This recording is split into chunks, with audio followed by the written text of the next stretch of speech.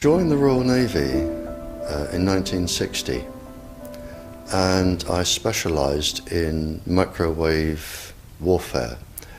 Radar, obviously, which uses microwave, but they don't just teach you radar, they teach you all about microwaves and other uses. So I understood about microwave warfare and how it can damage people, how it can harm people. And when I finished with the Royal Navy, I was also a diver in the Royal Navy, and microwaves I used in underwater mines as booby traps. Which actually got me interested, because I was actually taking a bomb to pieces underwater, and it was too complicated. And I brought it to the surface, and my partner that was on the surface said, "Don't be an idiot, take it back down." He said, "If somebody's beaming you with microwaves, they'll go right through you, and as you open the casing, trigger a photoelectric cell, and it'll blow all of us up." And he said, "If it doesn't go through to the bomb, it'll aim it at your head and make you make a mistake." And that's really got me interested from that point, because I thought, well, how can microwaves going into your brain make you make a mistake? And I asked a lot of questions. I have a very curious brain. And the forces, they're very good at explaining things and telling you things. So I did that, and I also did a medical course while I was in to help me understand everything. And when I left, a small part of my job was to question captured agents, spies, terrorists, because microwaves then were used as weapons, as they are today. It is a perfect stealth weapon, and when governments don't like a group of people, for instance, the ladies who protest at Greenham Common in England about the American missile base they camped, they were microwaved. We microwaved Catholics in Northern Ireland to make them sick. It goes on all over the world, and it's a weapon that you don't know you're being targeted, because the dose is very, very low, which is actually more dangerous than a high dose. It's very, very low, and it may take a year or two, but you can cause neurological damage and cancers with low-level microwaves, and you can make all your opponents sick.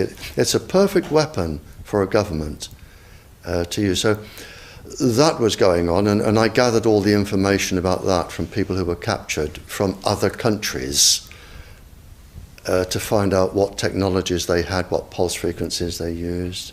But as I said, it was only a small part of my work, but because I was highly trained in it and I was useful, it just became a part of my working structure, along with master criminals and terrorists and all sorts of people that I found incredibly interesting, actually, to talk to. Very, very interesting. And then when I left there, I took a job teaching, and I taught advanced level physics, and I specialised in nuclear and atomic radiation, and again microwaves. And I've just always been in microwaves. And then it was a doctor. I went to see a doctor once, as most teachers do, with a sore throat. And he said, as most doctors do, "It's viral, there's nothing I can do for you." And I was leaving, and he said, "Hang on, Barrie," he said, "you're a physicist?" And I said, "Yeah." And he said, "Can you explain something?" He said, "I went to a house that had a cot death 5 years ago. And the family moved, and a new family moved in. They had a new baby. The cot was in exactly the same place, and there was another cot death." And he said, 5 years apart. And he said, "There's a transmitter the other side of the child's bedroom wall. Could the transmitter cause the cot death?" And I said, "I don't know." I said, "But I'll look into it." And then I found that microwaves were involved, and I knew what microwaves did. And a while later, I went back to the doctor, I wrote a paper on it, and I said, there's your answer. Microwaves can cause cot death by 2 or 3 different mechanisms. There's your answer. And then, for some reason, he told somebody who told somebody, and people started phoning me up and writing to me, saying, can you explain this, or can you help with that? I've never actually asked anyone if I can do anything. They always come to me. And then the police came to me and said, we're getting this new Tetra airwave system, we don't understand what's happening. Can you read all this scientific rubbish and just put it into Janet and John and tell us? And I said, of course I can. So that was published, and since then it's snowballed and snowballed and snowballed, and now I receive up to 1,000 communiques a week from various countries, various people, and I can't handle it. So, and I'm here now because somebody asked me to come here.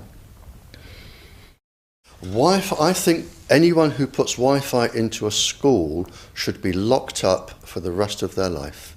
I really do. I think they're not fit to walk on the surface of this planet because they haven't looked at the research, and whatever incentive they have, it is not worth the genetic problems that parents are going to face with their children when they're born.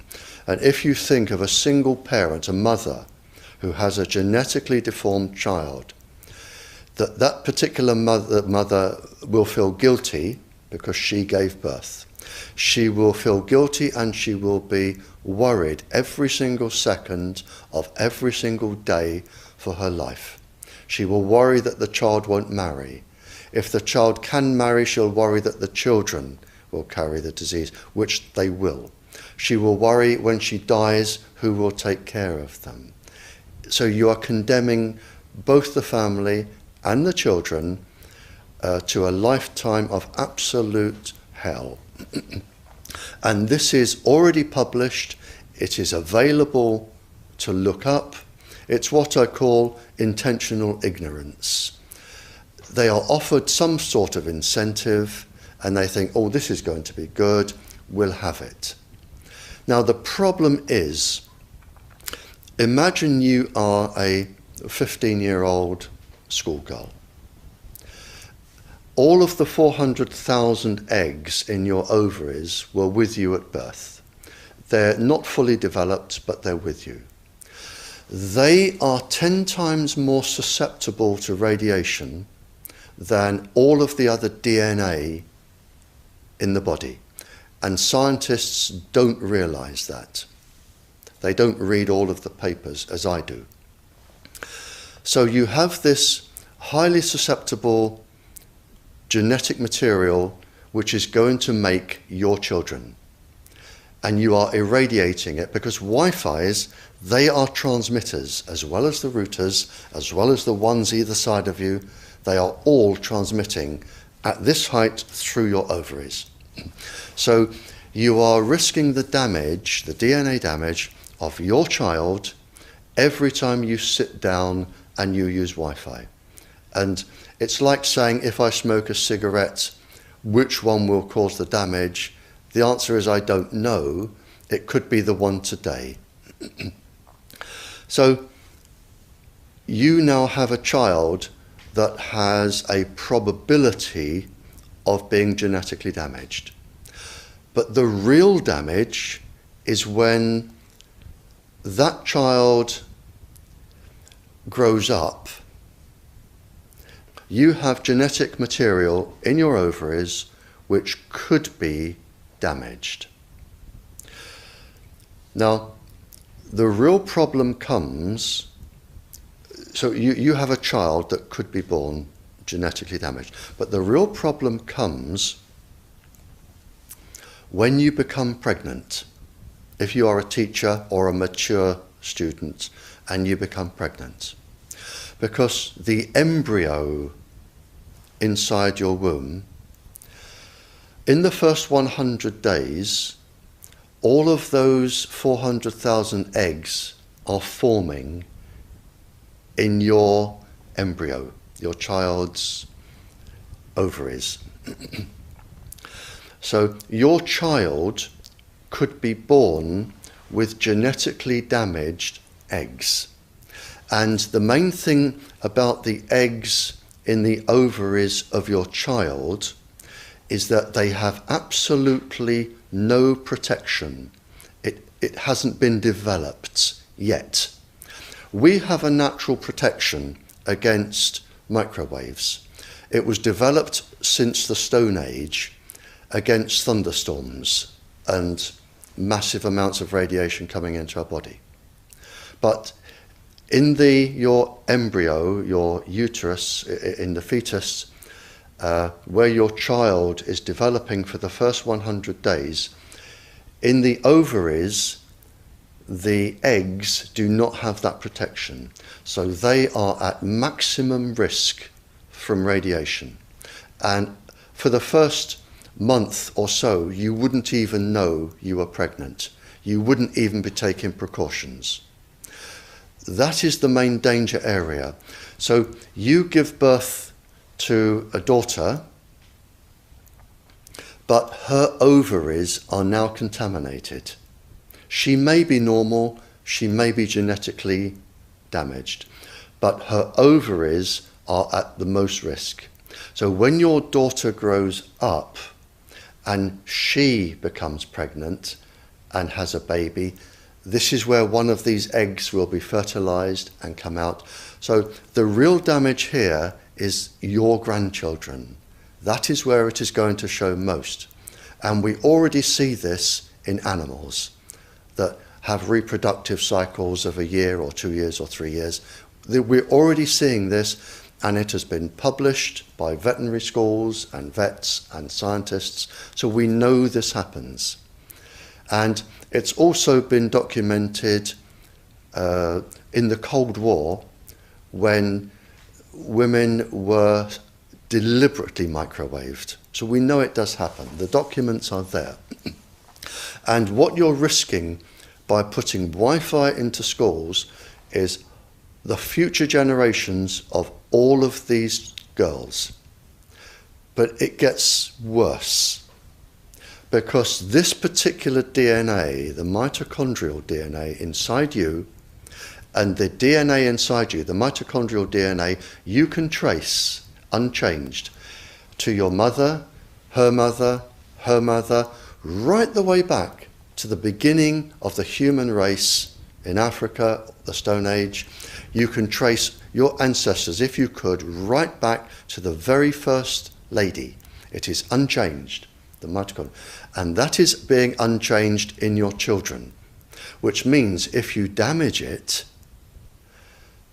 your child could be genetically damaged, then her child, and her child, and her child, forever.